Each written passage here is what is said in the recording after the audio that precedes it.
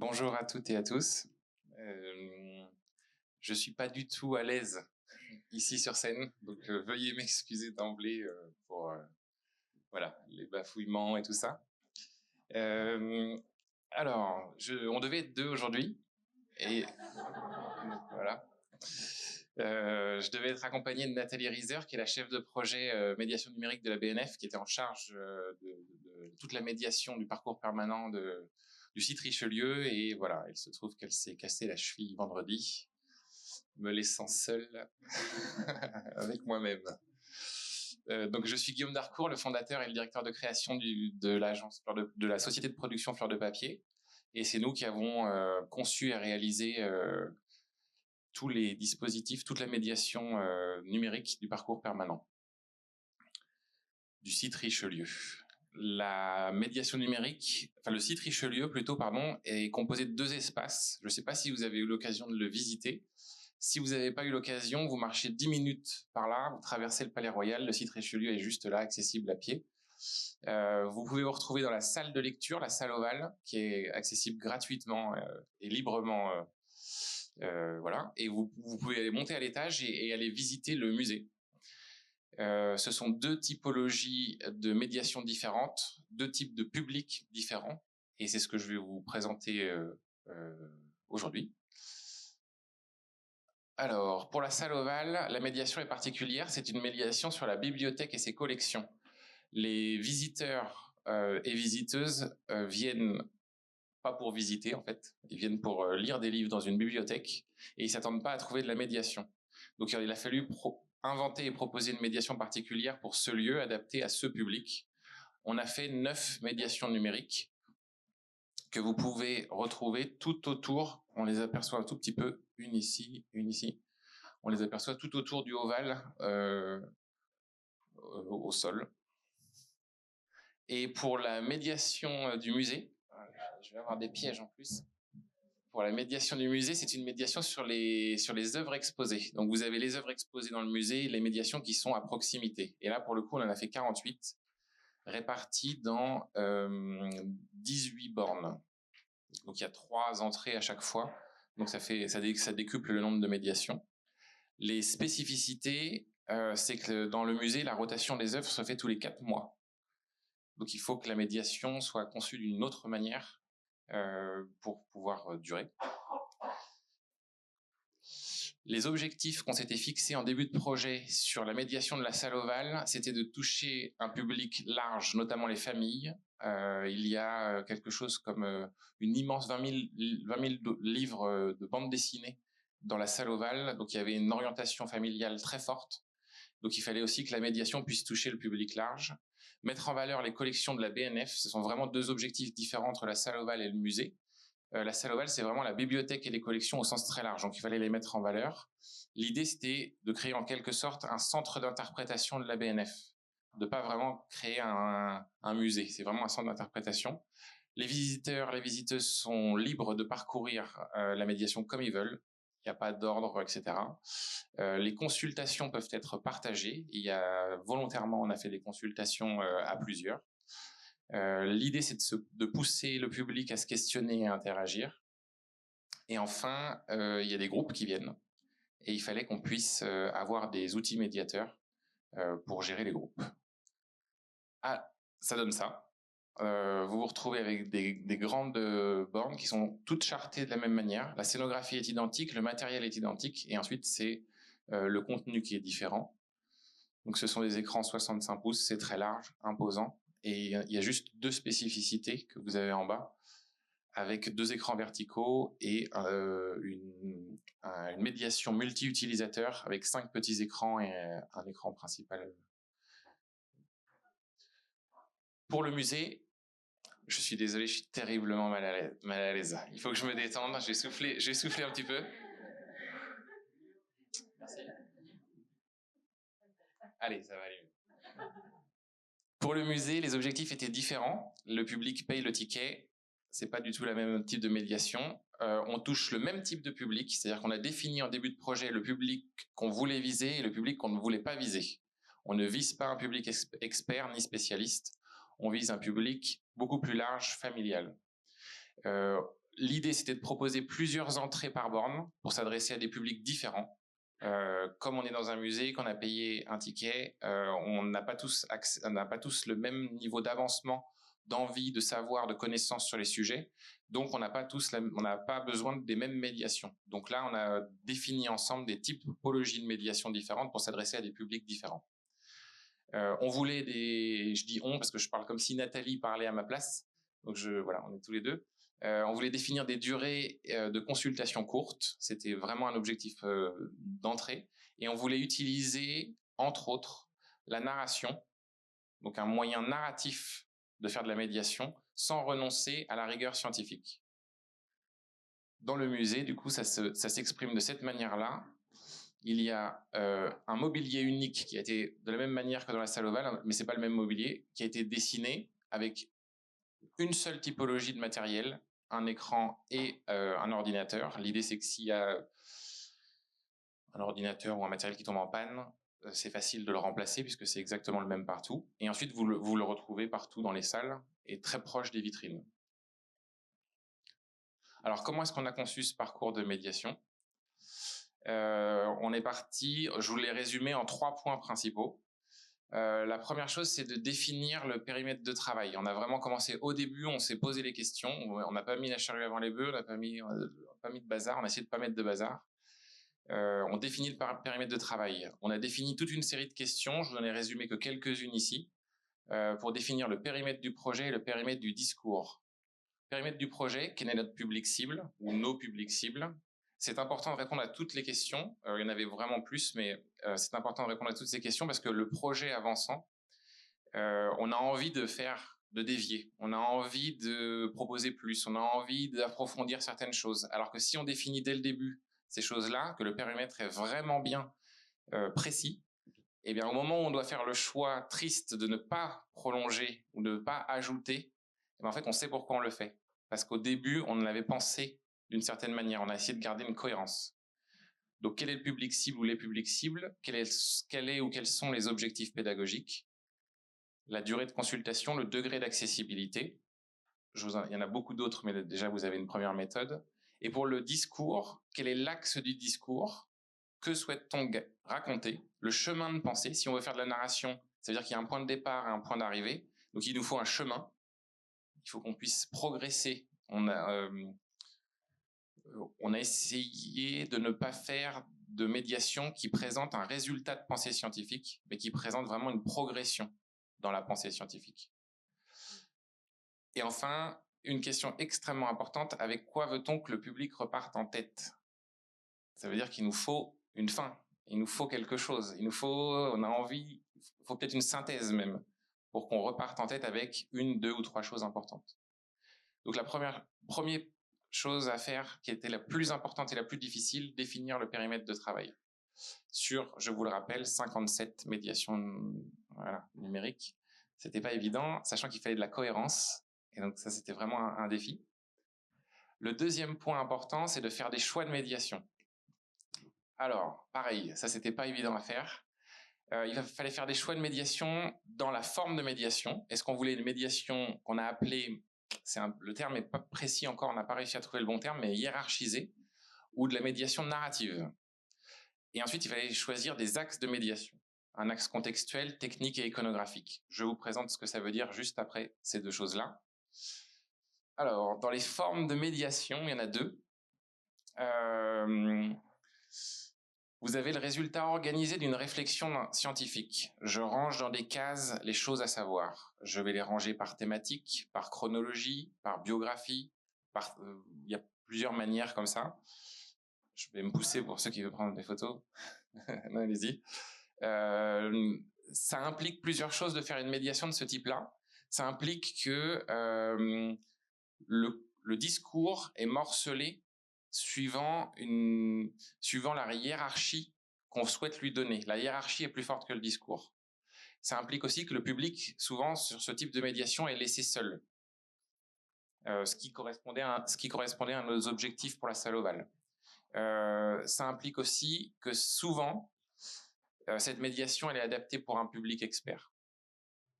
Donc, on structure, et la structure est forte. L'autre forme de médiation, c'est une médiation plutôt narrative, et là on raconte. On se crée un chemin de pensée pour séquencer le discours. Le public construit son raisonnement progressivement et n'a pas accès directement aux résultats de la pensée scientifique. Et bon, c'est une petite phrase que j'aurais pu enlever, mais bon, pour nous, chez Fleur le Papier, on pense que ça fait grandir. Ce qui veut dire que vous voyez, les schémas ne sont pas du tout organisés de la même manière. Et ce qui veut dire que quand on fait de la narration, on est quand même obligé d'avoir une structure. Mais c'est une structure qui supporte le discours. C'est pas une structure qui séquence le discours.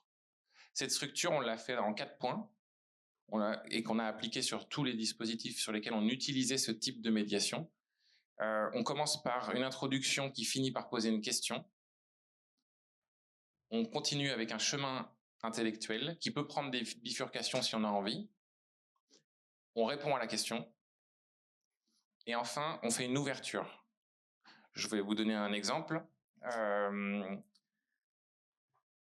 vase antique grec de 3000 ans qui, sur le vase en lui-même, est dessiné le combat entre Héraclès et le triple géant Gérion. Donc c'est un des 12 travaux d'Héraclès. On pose une question au début. Pourquoi? Comment? Qu'est-ce que c'est que ce combat?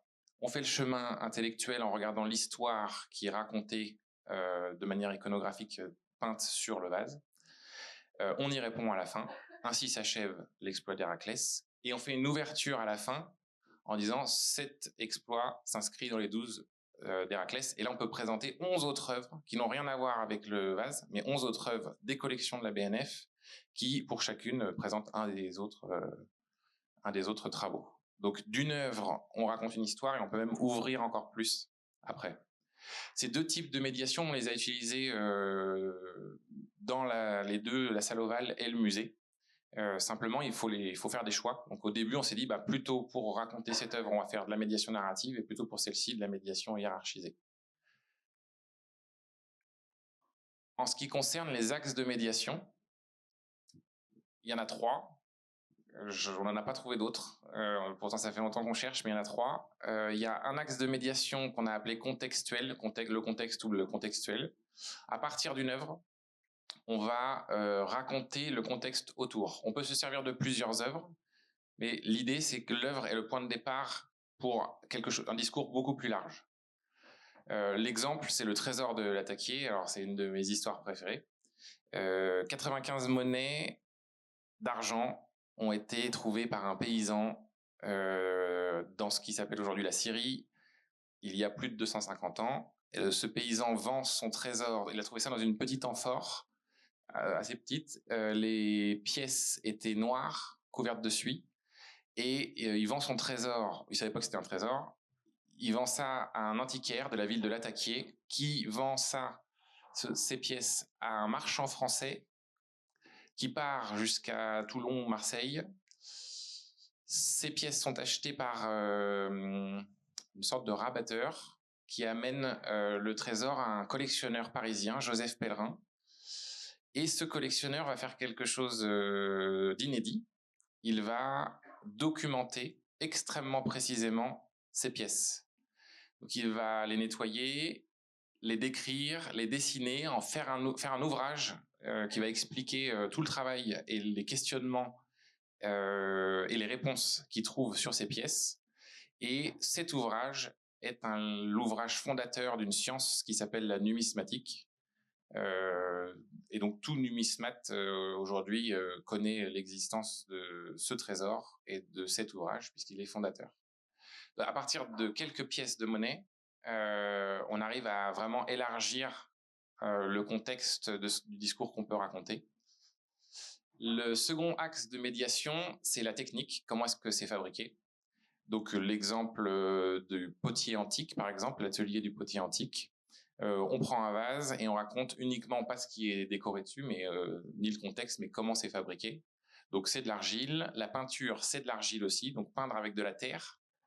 Et là, on peut, même si c'est narratif, on peut raconter comment les 3 moments de la cuisson, ouvrir le four, fermer le four, mettre du bois vert, on peut raconter tout ça et raconter comment le noir ce qu'on aperçoit comme du noir apparaît progressivement parce qu'on a pu recouvrir certaines parties du vase avec une couche d'engobe qui est de l'argile mélangée avec de la fougère. Enfin, bon, voilà, on peut raconter tout ça, la technique. Et le troisième, c'est ce qu'on a appelé l'iconographie. Et donc là, c'est raconter ce qui est sur l'œuvre. Donc ce que je vous disais tout à l'heure sur le vase de Gérion et Héraclès. Eh bien, un exemple, ça peut être le caillou Michaud. Donc c'est une stèle babylonienne sur lesquelles il y a toute une partie avec des écritures cunéiformes et sur la partie du haut des dessins qui sont gravés. Et donc là, on peut raconter, vu qu'on ne connaît pas forcément le contexte, enfin, il existe toujours une manière de raconter le contexte, mais on peut raconter ce que veut dire ce texte cunéiforme. Si ça vous intéresse, c'est un contrat. Voilà, un contrat administratif, c'est un père qui donne en dot à sa fille qui va se marier un terrain. Et en fait, donc ce contrat, je crois qu'il couvre uniquement le premier quart et le reste c'est une malédiction. Les dessins sont des dieux et des déesses. 21 dieux et déesses surveillent, protègent, foudroient. Je sais plus exactement les malédictions, mais faut mieux pas. Voilà, parce que ça touche non seulement la personne qui enfreint, mais aussi les descendants et voilà. Enfin, faut faire attention. Donc voilà, et il y a le grand vizir aussi qui a donné sa bénédiction pour la dot. Pourquoi je parlais tout à l'heure de faire des choix? Parce qu'en fait, on a envie de tout raconter. Quand on a une œuvre, n'importe laquelle de ces trois-là, on a envie de raconter le contexte, on a envie de raconter la technique, on a envie de raconter l'iconographie. Et en fait, on ne peut pas raconter tout ça. Un des objectifs, c'était d'avoir des consultations courtes. Et donc, ce qu'il faut, c'est bien définir les choses, avoir une cohérence et garder un seul axe. Ça fait mal au cœur. On a très envie de tout raconter. Mais si on se met dans la place du public, si je ne raconte que le contexte, j'ai une cohérence. J'ai un début, une fin, je suis mon axe. Pareil pour la technique, pareil pour l'icono. Si je commence à raconter le contexte, que je mets un peu de technique en plein milieu, parce que ça a l'air sympa, et puis je finis par l'iconographie, alors là, je pars dans des digressions, j'ai plus de fil rouge, tout devient diffus. Et on perd l'engagement, l'envie, assez rapidement. Donc on a fait des choix sur les axes, on a fait des choix sur les formes. Pour telle œuvre, on va faire la forme hiérarchisée et l'axe du contexte. Pour telle œuvre, on va faire la forme narrative et l'iconographie, etc., etc. Le troisième point de notre méthodologie, ça a été d'appliquer ces choix tout au long de la production. Alors ça, c'est vraiment quelque chose qui est difficile. Difficile parce que, comme je le disais, on a envie de tout raconter. Difficile parce que c'est pas si simple de savoir si ça rentre ou pas dans le cadre. Est-ce qu'on n'est pas en train de dévier un peu? Est-ce qu'on va pas trop loin? Est-ce qu'on n'ajoute pas trop de choses? Donc on a dû se fixer des règles. On s'est fixé des règles d'écriture que je vais vous présenter juste après, quelques-unes, des règles sur le public qu'on visait, sur les barrières à l'engagement et sur le statut du musée. L'idée, donc ça c'est des règles très précises, je vais vous montrer, et on a fixé des lignes directrices. Alors j'ai mis au singulier, j'aurais pu mettre au pluriel. On voulait provoquer des questionnements, on voulait créer des chemins de pensée, la narration aidant, et on voulait susciter l'engagement. Donc susciter l'engagement, c'est très très très compliqué, c'est ce que tout le monde cherche à faire quand on a un public. Est-ce que vous avez quelques minutes à m'accorder en étant totalement concentré, ouvert d'esprit, émotionnellement prêt, et on va faire un voyage ensemble? Ça, c'est la chose la plus difficile à obtenir, surtout quand on est un écran, puisque voilà, ça c'est diffusé dans un écran. Donc ça veut dire qu'il faut que ça passe par autre chose, et il faut que ça passe par les mots, l'image, l'animation, autre chose. Les règles principales, alors les voici. Là, prenez une photo si vous voulez prendre une photo, parce que je vais me mettre devant après. Les règles principales, alors on commence par des règles d'écriture. Essayons de résumer la médiation qu'on essaie de faire en une phrase, commençant par un verbe d'action. Petite difficulté, on n'a pas le droit d'utiliser les mots découvrir, explorer, parcourir, et il y en avait un quatrième que j'ai oublié, mais voilà. Ensuite, l'autre chose, c'est apporter de la clarté. On a eu une chance folle, c'est qu'on a travaillé avec la médiation. La chef de projet, Nathalie, chef de projet médiation. C'est elle qui allait chercher les conservateurs et les conservatrices. On n'a pas travaillé directement avec la conservation. Du coup, la conservation était en charge de nous donner les informations scientifiques, mais n'était pas en charge de donner le ton du discours. Voilà. J'ai entendu des soupirs. Donc la conservation nous dit vous simplifiez, la médiation dit on veut de la clarté. C'est pas la même chose, on a besoin de clarifier. Donc il nous a fallu apporter de la clarté. Et le travail s'est extrêmement bien passé, justement parce que le rôle de chacun était défini. Nathalie a eu aucun problème, nous non plus. La conservation savait ce qu'il devait fournir, la médiation savait ce qu'elle devait fournir. Donc tout s'est parfaitement bien passé, c'est vraiment un projet de rêve. Si on apporte de la clarté, il faut évidemment supprimer toutes les phrases inutiles, les redites, les phrases communes, les phrases pièges, voilà, ça va avec. Et ensuite, on s'est fixé comme règle d'écriture un écran, une idée. On ne met pas un pavé de texte sur un écran, c'est interdit. Donc il fallait séquencer. C'est-à-dire que si on veut avoir un discours conséquent, on peut le faire en 3 ou 4 écrans sans problème. On prend en compte le ressenti du public, ne pas mettre le spectateur, j'ai mis le spectateur, le public en défaut ou en inconfort. Alors ça, c'est extrêmement difficile. Ça se joue sur énormément de nuances, ça se joue sur du vocabulaire, ça se joue sur une impression.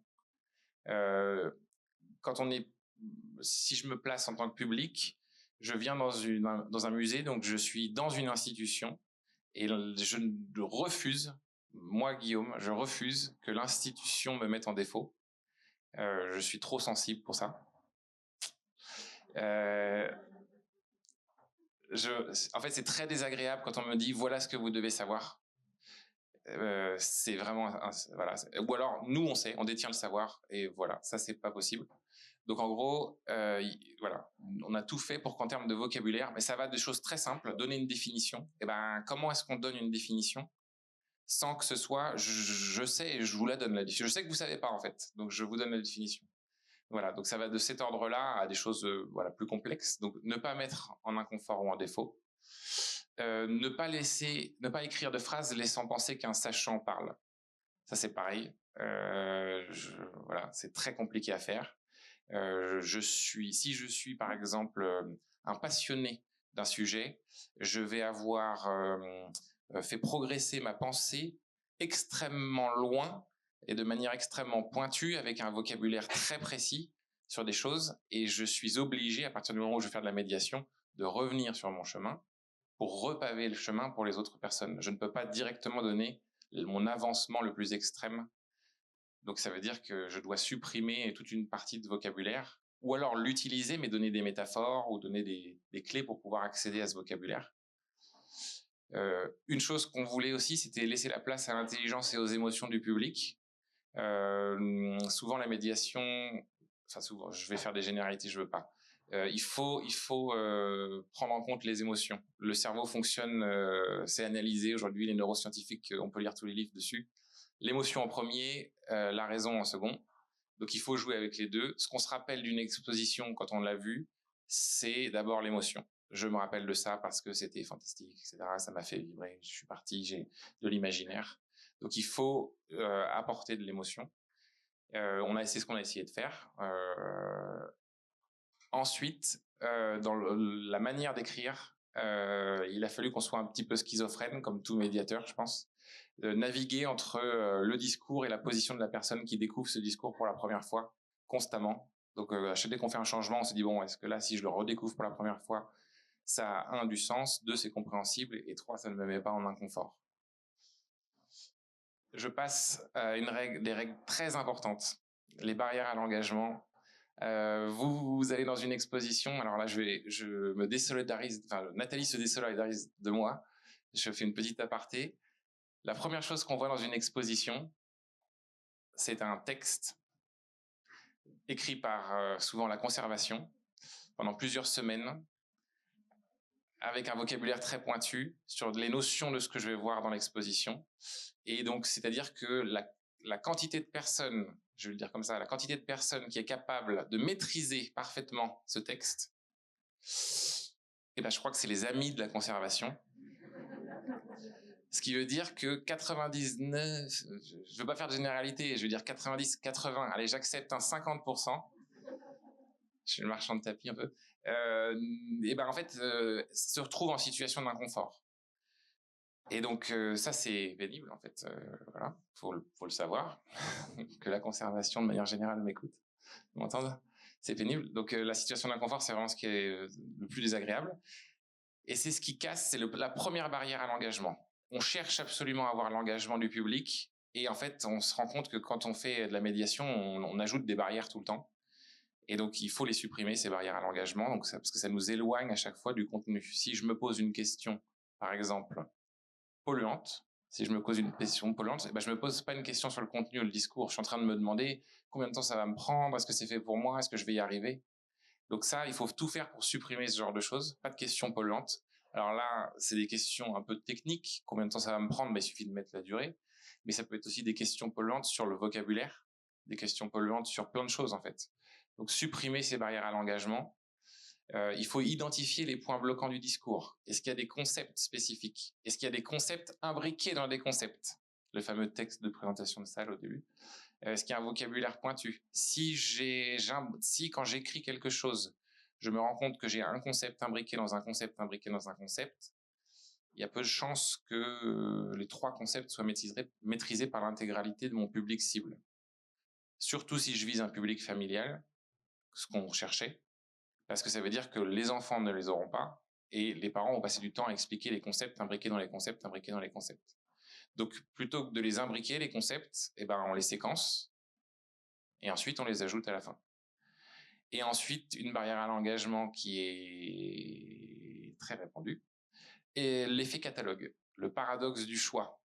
Je vous donne trop de choix, ça s'appelle aussi le paradoxe du supermarché. Je vous donne trop de choix et trop de choix paralyse. Donc en fait, je ne sais pas quoi choisir, je ne sais pas si je prends la bonne décision en choisissant celui-ci plutôt qu'un autre. Si j'ai trop de choix, ça veut dire que je vais consulter qu'une chose ou deux ou trois parmi les 50. Donc je vais repartir en n'ayant vu que 3%, 2%. Donc à quoi ça sert que je retienne quelque chose si j'ai vu que 2%? En ne sachant même pas si ce que j'ai vu, c'était ce qui m'intéressait le plus parmi les 100%. Donc l'effet catalogue, c'est vraiment quelque chose de très... voilà, faut éviter. Et il y a des techniques pour l'éviter, hein, mais faut éviter, il faut pas que ça soit un réflexe et il faut tout faire pour le supprimer. Et enfin, je parlais tout à l'heure de l'institution, le statut du musée, supprimer le ton institutionnel, donc des grandes phrases, on quelque chose, voilà. L'institution c'est, voilà, l'institution qui parle de l'institution, ça marche aussi ça. Nos chefs-d'œuvre, nos collections de chefs-d'œuvre, voilà, ça faut éviter parce que ça crée une distance tout de suite avec le public. J'ai remis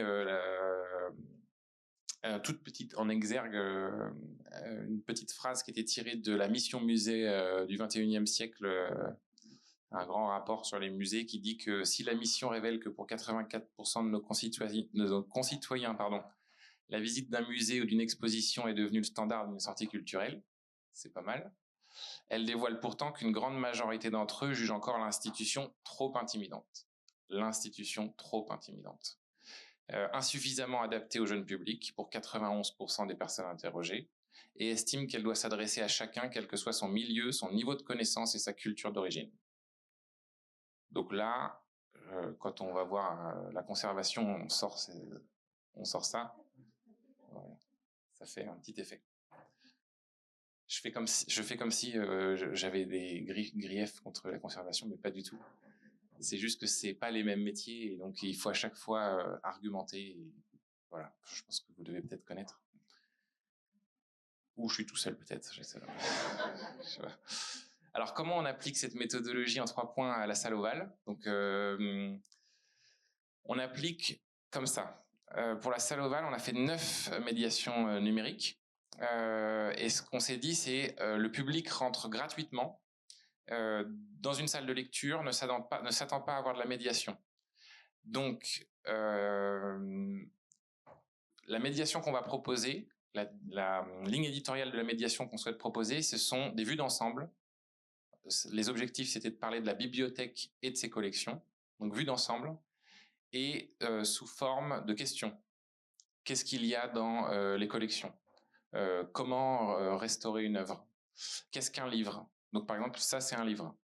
Donc on joue avec l'inattendu, on joue avec le décalage. C'est une tablette d'argile qui a 5000 ans gravée en cunéiforme, c'est considéré comme un livre. Et on essaye même de proposer une définition du livre, ce qui n'est pas évident, puisque le livre n'est ni matière, ni support, ni forme, pardon. C'est un usage, un livre. C'est plutôt un usage. Un support d'écriture destiné à être lu et potentiellement transmis et transportable. Puisqu'on peut se retrouver avec des livres en métal ou des livres, donc c'est pas du papier, et des livres ronds ou ovales, c'est pas du rectangle.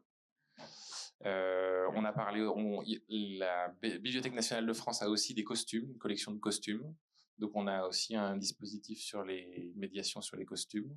Donc voilà, l'idée c'était vraiment de provoquer des décalages, de l'inattendu, et vraiment d'avoir la vue d'ensemble. Je vous montre à quoi ressemblaient les interfaces un petit peu. On a de l'illustration. On a encore de l'illustration, cette fois-ci pour enfants. On a des collections. Alors là, on a un effet catalogue. Voilà. On peut pas avoir plus catalogue que catalogue. Donc les astuces qu'on a trouvées, ça a été toutes les interfaces. En fait, ont je vais appeler ça le menu principal ou le tableau de pilotage en bas, accessible directement devant nous. Rappelez-vous, l'écran est très grand. Et donc là, du coup, on propose des manières de supprimer 90% de ce qu'on a sous les yeux en sélectionnant uniquement ce qu'on cherche. Donc on peut chercher par couleur, par exemple, ou on peut chercher par date, ou même par hasard. On appuie par hasard et hop, on a un hasard aléatoire. On a donc des grandes illustrations et ensuite on a des interfaces qui permettent de poser des questions et de laisser le public répondre. Donc, par exemple, celle-ci, est-ce que c'est un livre ou pas pour vous, selon vous? Et donc on peut choisir. Donc voilà en gros pour le panorama de la salle ovale. Pour le musée, donc ce ne sont pas les mêmes publics, ce ne sont pas les mêmes types de médiation, pas les mêmes choix. Et donc ce qu'on a fait pour le musée, c'est pas que, mais beaucoup de narration. Les œuvres sont en vitrine, les bornes de médiation sont situées à côté des œuvres. Et là, vous allez voir, je vais vous lire les titres. Ça devient naturel que la narration l'emporte pour raconter. Vous pouvez par exemple déchiffrer l'écriture d'une stèle babylonienne. Règle d'écriture, on commence par un verbe d'action. On peut retrouver le propriétaire d'un trésor monétaire, affronter les monstres antiques, mener la vie de collectionneur, capturer le troupeau du géant Gérion, naviguer vers des terres inexplorées, suivre l'évolution d'un jeu millénaire, dresser le portrait du XVIIIe siècle, entrer dans l'atelier d'un orfèvre. Tous les verbes sont différents. Pas de découvrir, explorer, parcourir. Feuilleter la Bible de Gutenberg, participer aux jeux sportifs antiques, comprendre comment Proust écrit, révéler le message caché d'un bijou royal. Donc la narration, la manière de faire la médiation, le discours, c'est de la narration. Ça n'empêche, à aucun moment on a détourné, simplifié, je sais pas, le discours scientifique. On a vraiment un discours scientifique tout le long. On a aussi une autre caractéristique, c'est qu'on met en avant les œuvres.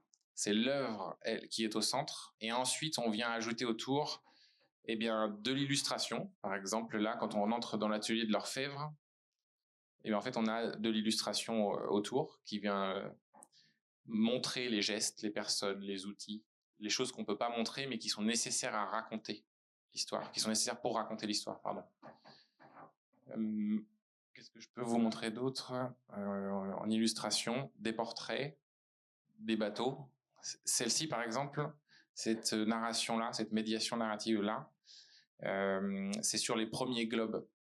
Quand on est passé du planisphère au globe, donc il y a le globe de Behaim qui date de 1492, juste avant le départ de Christophe Colomb, qui est exposé dans le musée. Donc c'est incroyable de voir qu'à un endroit bien précis, il y a beaucoup d'océans. Et du coup, voilà, on navigue vers des terres inexplorées, donc on va progressivement d'un globe à l'autre à une dizaine d'années d'écart ou à 50 ans d'écart. Donc on présente 3 globes, et on voit progressivement apparaître l'Amérique. On n'a pas fait uniquement de la narration pour le musée. Là, je vous ai fait un petit récap très narratif. On n'a pas fait uniquement de la narration, on a aussi fait de la médiation hiérarchisée. Notamment à des moments où on devait présenter beaucoup d'œuvres sur un siècle, le XVIIIe siècle, le XIXe siècle et le XXe siècle. Donc là, on a fait plutôt de la médiation hiérarchisée. Simplement, c'est ce qui me fait le plus rêver, donc je voulais le montrer. Voilà à quoi ressemblent les différentes interfaces. Donc typiquement, les œuvres, là, vous voyez que cette interface-là, elle est identique à celle-là, mais le contenu a changé. Donc là, on a une médiation hiérarchisée, c'est-à-dire la structure pour le dessus. Et ensuite, le contenu ou le discours change. Et ensuite, après, vous avez d'autres. Je suis pas certain qu'il y en ait d'autres, mais le reste, c'est du coup de l'illustration ou du graphisme qui permettent de mettre en image, en son, en interaction, le discours. Tous les dispositifs du musée, toutes les médiations du musée, donc il y a 18 écrans et donc 48 médiations, en fait, sont présentées de cette manière-là.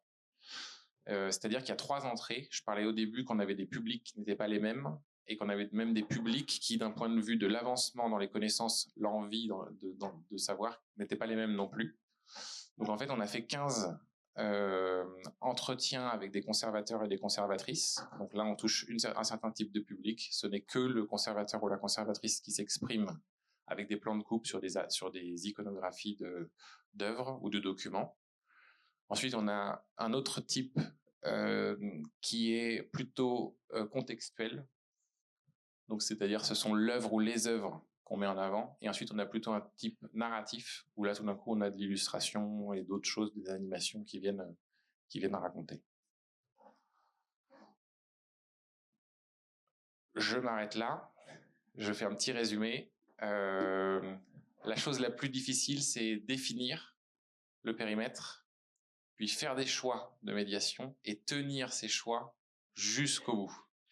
Jusqu'au bout, je le dis bien jusqu'au bout. On a vu ensemble les formes de médiation, les axes de médiation, si on veut faire de la narration ou pas.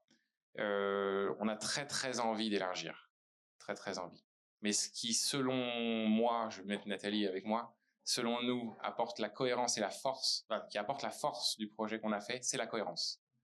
C'est ça qui fait que ça tient super bien.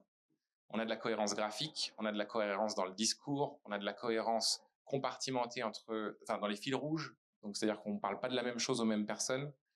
Et toute cette cohérence fait la force du projet. Je me pousse. Alors, du coup, ça fait super. Voilà. Je m'arrête là. Si je sais pas pour la durée si c'est bien ou pas. Si vous avez des questions, je réponds à tout.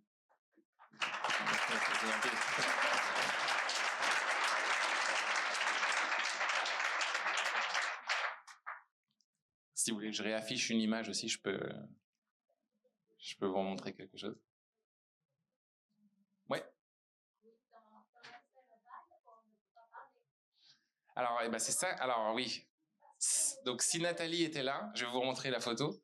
Si Nathalie était là, elle vous dirait, je peux parler en son nom, elle vous dirait que, hop, on va y arriver, elle vous dirait qu'en fait, la plus grande crainte de la médiation, c'était de mettre des écrans avec des gens qui parlent, qui font du bruit, surtout quand on a une médiation avec, à un moment donné, il y a une médiation multi-public, et on est 5 autour, donc on a envie de parler, et puis nous, on s'est amusé à faire des interactions où il faut qu'on parle pour consulter. Donc, par exemple, il y a une personne qui a des questions, les autres qui ont des réponses, donc on est obligé de se parler.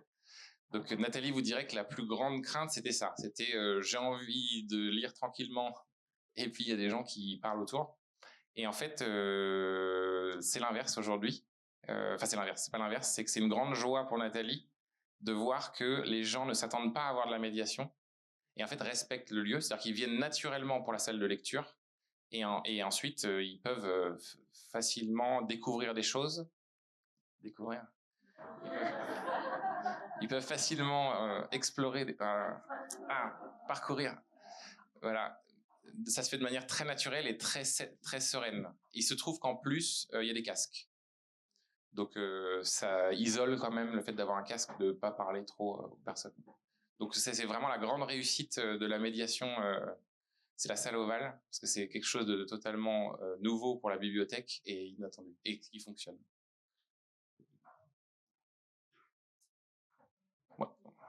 J'ai une question, est-ce que vous avez déjà un retour visiteur du coup? Alors oui, on a plein de retours visiteurs, mais c'est pas moi c'est Nathalie. Et du coup, comme elle est pas là, je peux pas parler pour elle. Mais elle nous a donné plein de retours, mais je peux pas. Mais oui, il faudra lui demander.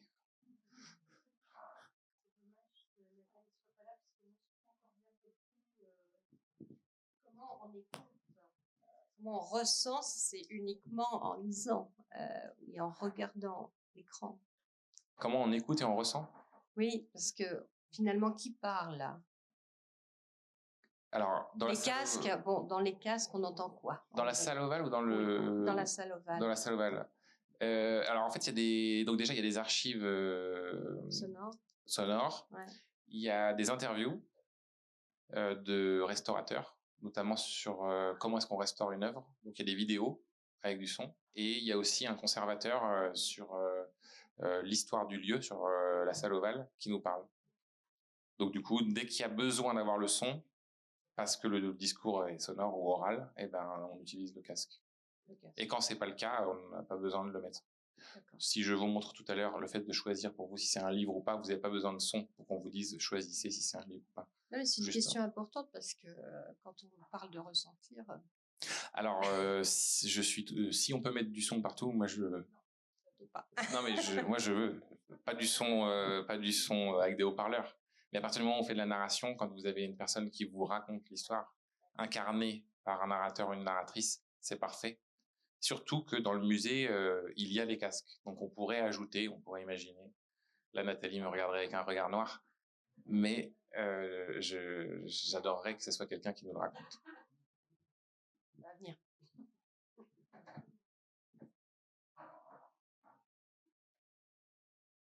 Bravo. Ah, ouais.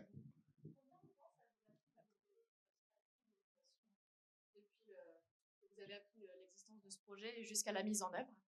Alors, je crois que Nathalie a travaillé au moins 3 ans, je crois, avant le marché, avant la publication du marché. Donc, consulter tous les conservateurs, conservatrices, définir déjà le premier besoin, les publics, déjà un premier énorme travail. Il faut savoir que la Bibliothèque nationale de France, c'est une des 4 plus grosses bibliothèques du monde. Donc, ils ont tout. On discutait sur la phrase d'accroche, on aurait bien aimé mettre une phrase d'accroche et en fait on n'arrivait pas à se mettre d'accord, mais on était presque sur tous les savoirs du monde. Voilà, je rigolais en les taquinant en disant vous n'avez pas le squelette de dinosaure du muséum, et ils me disaient non, mais on a toutes les publications sur le squelette du dinosaure du muséum. Voilà, donc c'était rigolo. Donc elle a travaillé au moins 3 ans, peut-être 4, en amont du marché public, et à partir du moment où le marché a été passé, alors le marché était très bien écrit, c'est-à-dire qu'il laissait la place à la co-création. Ce n'est pas Nathalie qui avait tout préconçu, préécrit à la ligne près. Ça marche jamais, ces marchés publics-là. Ne le faites pas, s'il vous plaît. Laissez la place aux créateurs, aux entreprises de production de vous proposer des idées et puis de construire quelque chose avec vous. Et donc, le marché public a été publié. Et ensuite, on a mis... il y a eu Covid, mais donc on a mis 2 ans et demi, quelque chose comme ça, pour faire la production. Voilà. Enfin, étalé sur 2 ans et demi. On n'a pas travaillé 2 ans et demi. C'était étalé sur 2 ans et demi. Voilà. Et du coup, le fait que tout ne soit pas prévu dans le marché vous empêche pas de faire un chiffrage, On a doublé le budget. Non, je rigole. Non, je rigole. Non. Alors, d'accord. Comment est-ce qu'on fait pour travailler avec les sociétés de production? C'est en co-construction. Alors, la première chose, ça c'est très bien. Alors là, je peux vous en parler pendant des heures. Les marchés publics, c'est un enfer. Voilà. Alors, je profite de la tribune pour dire que la société... Non, l'association, par contre, ça c'est vrai, sans rigoler, l'association PXN, producteur d'expériences numériques, mène avec le ministère de la Culture et Bercy, ministère des Finances, un travail sur les marchés publics, notamment pour synthétiser ce que permettent les marchés publics et toutes les personnes avec qui nous, sociétés de production, travaillons, arrêtent de nous dire non, c'est pas possible dans les marchés publics. Si, en fait, il y a plein de choses qu'on pense ne pas être possibles qui sont possibles. Et donc là, on a les deux ministères qui travaillent voilà, confrères, consorts, pour réexpliquer les règles, pour justement faciliter les échanges avec les entreprises. Voilà, je ferme la parenthèse. Pour réussir à vous répondre à votre question, la première chose à faire, c'est de sourcer les entreprises. Vous avez le droit de discuter avec des entreprises, n'importe quand en fait. Vous avez le droit de savoir la spécificité de chaque entreprise. Par exemple, chez Fleur de Papier, on adore la narration, vous l'avez compris. Il y a d'autres entreprises qui sont spécialisées en médiation hiérarchisée, qui vont avoir un outil tout préconçu avec des gabarits. Le fait déjà de savoir ça, eh ben en fait, vous n'allez pas forcément écrire votre cahier des charges de la même manière. Donc, sourcer les entreprises en amont, très important. Ensuite, vous pouvez commencer à définir un besoin, une première version de votre besoin, et en interrogeant les entreprises sur combien coûterait ce genre de besoin. Donc, si vous interrogez 3-4 entreprises, vous avez déjà une idée du budget dans lequel vous allez travailler. Ça ne veut pas dire que vous aurez un budget précis, mais c'est pas la même chose de travailler dans 30 000 que dans 300. Voilà. Et à partir du moment où vous publiez votre marché, s'il vous plaît, affichez votre coût d'objectif. À partir du moment où parce que si moi je passe 3 semaines à répondre à votre appel d'offres alors qu'il n'y a pas de coût d'objectif et que je vous propose 300 alors que vous avez 30, on a tous perdu du temps. Nous, on est déçus, en colère, on répond plus jamais. On est sous terre et ça nous énerve. On a dépensé de l'argent, ça ne sert à rien. Donc, affichez votre coût d'objectif et comme ça, au moins, la proposition qu'on va vous faire va rentrer dans ce coût d'objectif. Donc là, vous avez un double levier. En sourçant et en interrogeant en amont, vous avez déjà une idée à peu près précise. Et ensuite, vous affichez, et là, vous savez que les entreprises vont répondre à l'intérieur. Est-ce que sur ce projet, il y a eu des avenants? Oui, il y en a eu 2. Il y en a eu un pour la LSF, c'est-à-dire qu'il n'était pas prévu, parce qu'on voulait ajouter une couche d'accessibilité. Et il y en a eu un second pour...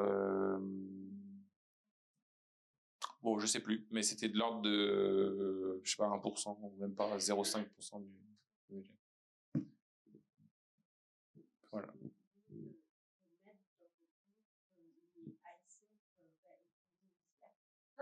Les quoi?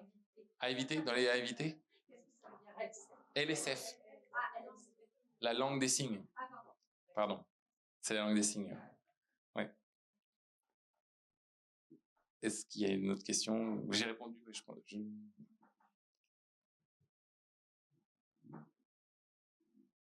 Je m'arrête là, alors s'il n'y a plus de questions.